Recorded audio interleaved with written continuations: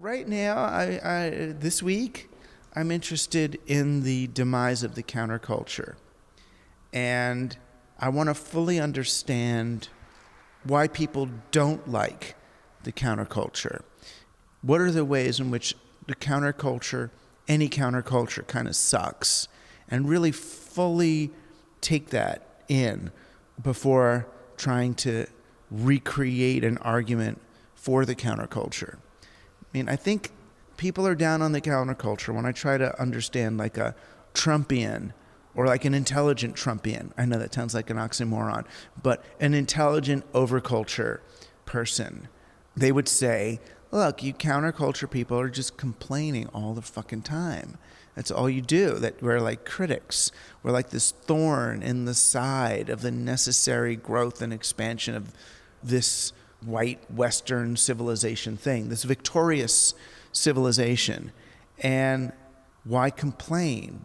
Just let it go. In other words, if everyone just got on board. And I think, though, without anybody, even just culturally, critiquing what's happening, without constantly being able to evaluate it, then we lose our immune system as a society. We lose our critical faculties. So a society without a counterculture doesn't have a loyal opposition either. You know, you just have to kind of accept what's happening. You don't have the faculty to resist. And I feel like that's why right now the press is just totally victimized by this sort of American-style fascism now. They don't know how, because they don't even think. They've got to churn out more. They're in the business model.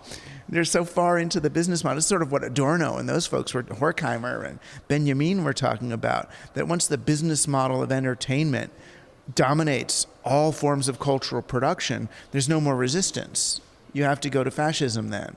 And I fear we're there. And back to VR, if VR is going to remain as expensive as it is to produce, I mean, that's part of my concern for video games is once they got all into simulation, they're way too expensive to make. And every video game has to be a blockbuster in order to exist. It's like when you go back to the games that we wrote as kids, you know, our little vector graphic games. And it was, I don't know, there was something more, I mean, I guess it'll get there. People are making game construction engines so that you can build games without endings and without wars or whatever. But in other words, I'm as a counterculture person, I'm inherently suspicious of anything that requires a massive amount of capital to produce.